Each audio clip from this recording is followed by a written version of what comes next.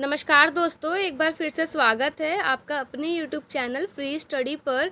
आज की वीडियो में हम बात करने वाले हैं ब्रिक्स के बारे में कि उभरती हुई अंतर्राष्ट्रीय व्यवस्था में ब्रिक्स की क्या भूमिका है। मीन्स ब्रिक्स का रोल बताना है। रोल अगर ना समझ में आए मीन्स इसका महत्व पूछ रहा है कि ब्रिक्स का महत्व क्या है आज के टाइम पे, और उसको उदाहरण से बताना है।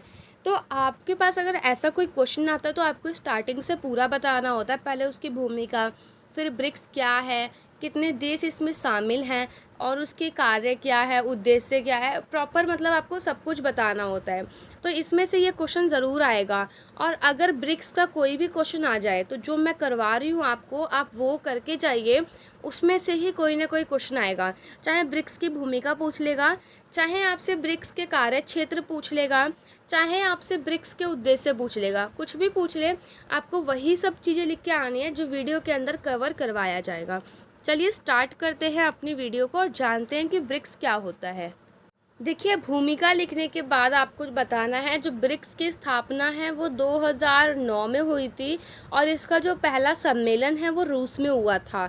इसमें जो है अंतिम जुड़ने वाला सदस्य जो है वो साउथ अफ्रीका है, तभी ऐसे लगाए पीछे, नहीं तो पहले सिर्फ ब्रिक था। ठीक है, अब लास्ट में जो है साउथ अफ्रीका शामिल हुआ है, इसलिए ये एस है, ब्रिक्स। और ब्रिक्स शब्द के प्रतिपादक जो हैं वो है जिम ओ नील। नाम याद रहे तो ठीक है, वरना आप लिंक करके लिख सकते हो जिम ओ नील। ठीक है, तो ब्रिक्स शब्द जो दिया उसके प्रतिपादक कौन है? जिम ओ नील ने ये नाम दिया संगठन का कि आप ब्रिक रख सकते हो, क्योंकि ये देश ही शामिल हैं। ठीक है, अब देखिए यह 5 देशों का एकीकृत संगठन है, यानी कि 5 देश कौन से? ब्राज़ील, BRICS, आगे देखेंगे कौन से 5 देश है। ठीक है, आप समझ लो, एक तो ब्राज़ील है, दूसरा रसिया है, तीसरा ये आपका इंडिया है, चाइना है और साउथ अफ्रीका है।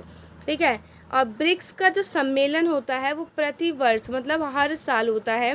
ब्रिक्स देश की जनसंख्या दुनिया की आबादी की 40% है, यानी कि ये जो 5 देश की मिलकर जो जनसंख्या है वो 40% है, और बाकी का जो रेस्ट बच गया, रेस्ट वर्ल्ड, इन 5 कंट्री को हटा के उनकी मिला के 60% है। तो आप देखो कितनी बड़ी आबादी वाले ये जो हैं सारे के सारे देश हैं।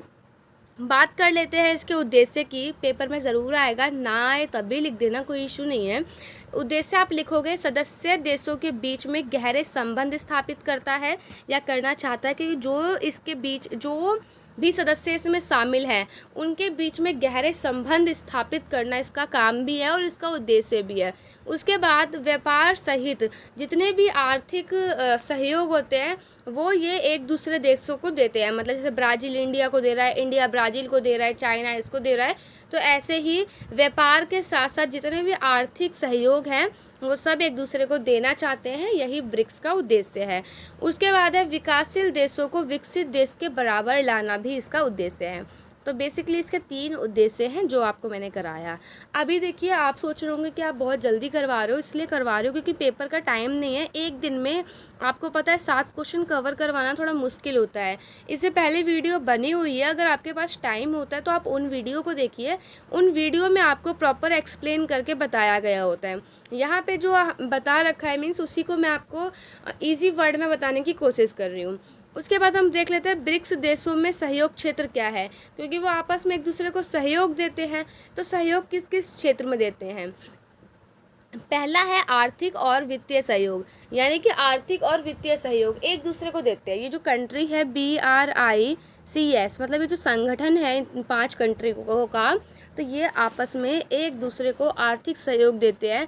इनका एक अपना बैंक है, मतलब इन 5 कंट्री ने एक बैंक बनाया है जिसका नाम है NDB, मतलब न्यू डेवलपमेंट बैंक।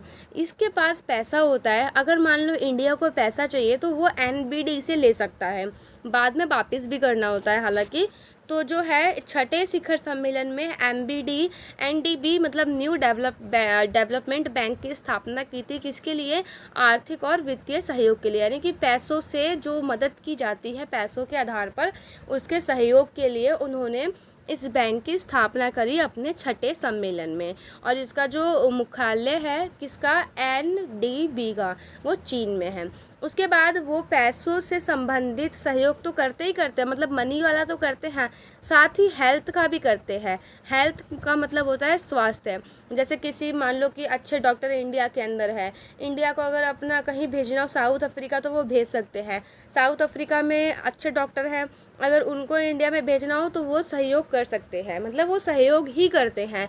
तो ये 5 कंट्री आपस में स्वास्थ्य के क्षेत्र में भी, मतलब हेल्थ के क्षेत्र में भी एक दूसरे की हेल्प करते हैं। किसी के पास मेडिसिन नहीं है तो उस देश को मेडिसिन प्रोवाइड करना, डॉक्टर सर्विस प्रोवाइड करना, यही चीज़ें आप लिंक करके इसमें लिखोगे। उसके बाद है विज्ञान, प्रौद्योगिकी और संचार। अब देखिए इसमें कोई देश ऐसे है कि जिसके पास बहुत ज़्यादा टेक्नोलॉजी है, किसी के पास बहुत कम है। जैसे हम बात करें चाइना के पास आज के टाइम पे बहुत ज़्यादा टेक्नोलॉजी है ना। तो चाइना अगर चाहे तो अपनी टेक्नोलॉजी कैसे मतलब यूज़ कर रहा है सिखा सकता है साउथ अफ्रीका को। तो यही चीज़ है, ये जो है संसाधन का आदान प्रदान करते हैं कि हम लोग कैसे यूज़ कर रहे हैं, क्या यूज़ कर रहे हैं, क्या बना रहे हैं। जो भी इनकी विज्ञान और टेक्नोलॉजी है, जो संचार है, जो कम्युनिकेशन है, उसका आदान प्रदान होता है इन देशों के बीच में। यदि ब्रिक्स का सम्मेलन होता है और साउथ ने बोल दिया कि भाई, साउथ अफ्रीका ने कि आप कैसे, आपके यहाँ पे विज्ञान कैसा है, कैसे आप दूसरों को विज्ञान के तौर पर शिक्षा देते हो, या आपके साइंटिस्ट को मतलब इतनी नॉलेज है तो कैसे है हमें भी बताओ। तो फिर चाइना उन्हें वो चीज़ बताएगा। तो वही है कि विज्ञान और प्रौद्योगिकी और संचार के क्षेत्र में भी हेल्प करते हैं वो सारे ही देश एक दूसरे की। उसके बाद है सुरक्षा सहयोग। सुरक्षा सहयोग में भी करते हैं, जैसे साइबर हमले हैं, भ्रष्टाचार है, आतंकवाद है, इस मामले में भी वो एक दूसरे की हेल्प करते हैं। और व्यापार में भी करते हैं। तो यहाँ पे देखा कितने क्षेत्र हो गए आपके। पहला तो आपका हो गया व्यापार वाला, समझो फर्स्ट व्यापार हो गया, सेकंड आपका ये मनी वाला हो गया, थर्ड आपका हेल्थ हो गया, फोर्थ आपका टेक्नोलॉजी हो गया, है ना, और फिफ्थ आपका जो है वो सुरक्षा वाला हो गया। तो 5 आपके क्षेत्र हैं जिसमें ये जो 5 देश मिलकर एक दूसरे की इन्हीं क्षेत्रों में एक दूसरे की हेल्प करते हैं। जैसे मान लो कोई आपस में ए और बी फ्रेंड हैं, अब वो फ्रेंड हैं तो अगर मान लो कभी ए को पैसों की ज़रूरत पड़ेगी तो क्या बी नहीं देगा, बी देगा उसे पैसे, भले ही उधार दे। कभी बी को ज़रूरत पड़ेगी तो ए भी देगा। कभी मान लीजिए कि ए के पास खाने के लिए नहीं है तो बी उसको देगा, बी के पास नहीं है तो फिर ए देगा उसे खाने के लिए। उसके पास मेडिसिन नहीं है, मान लो उसको एक दिन बुखार आ गया किसी एक फ्रेंड को, तो ए उसको मेडिसिन देगा। अगर ए को बुखार आ गया तो बी देगा। तो इस टाइप से वो हर क्षेत्रों में, ये जो क्षेत्र है इन क्षेत्रों में एक दूसरे को सहयोग देते हैं। इसके बाद हम बात कर लेते हैं महत्व की।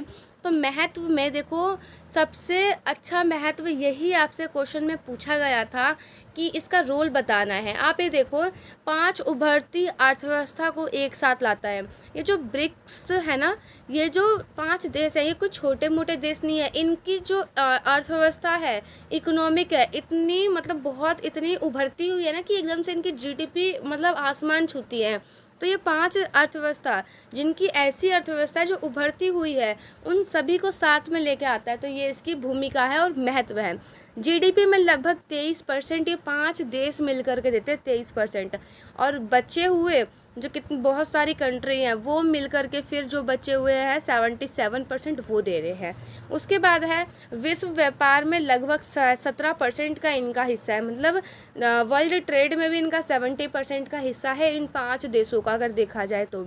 उसके बाद जनसंख्या लिख सकते हो, निवेश में भी बहुत बड़ा योगदान है इनका। जनसंख्या का ये 40% है, 5 देशों की जनसंख्या मिलाओ और बचे हुए मिलाओ तो इनकी जनसंख्या मतलब आधों से थोड़ी ही कम है। उसके बाद नई पहल के लिए नए अवसर का निर्माण करते हैं लोग, और साथ ही साथ वैश्विक स्तर पर गरीबी से लड़ने में भी मदद करते हैं एक दूसरे की।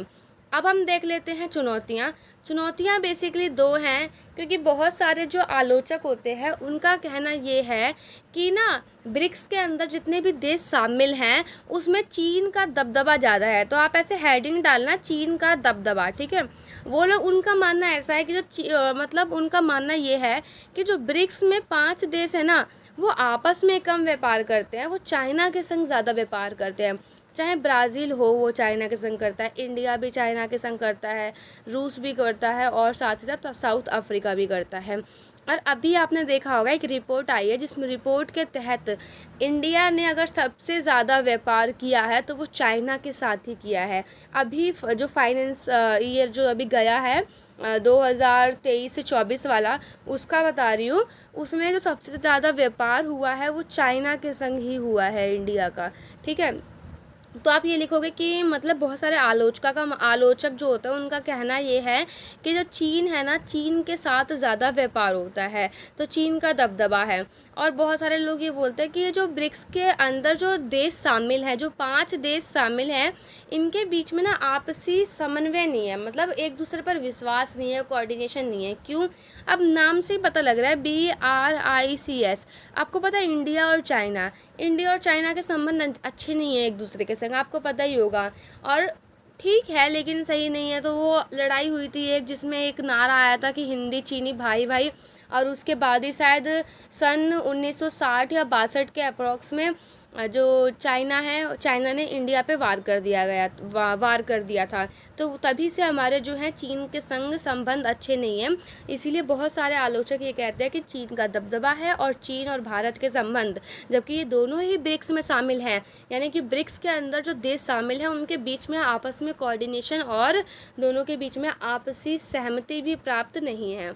तो ये है, अगर ब्रिक्स पे से कोई भी क्वेश्चन आ जाए, चाहे चुनौतियाँ आए, चाहे महत्व आए, चाहे उनके क्षेत्र आ जाए, सहयोग के क्षेत्र, चाहे उद्देश्य, तो आशा करती हूँ आप सभी लोग कर लेंगे।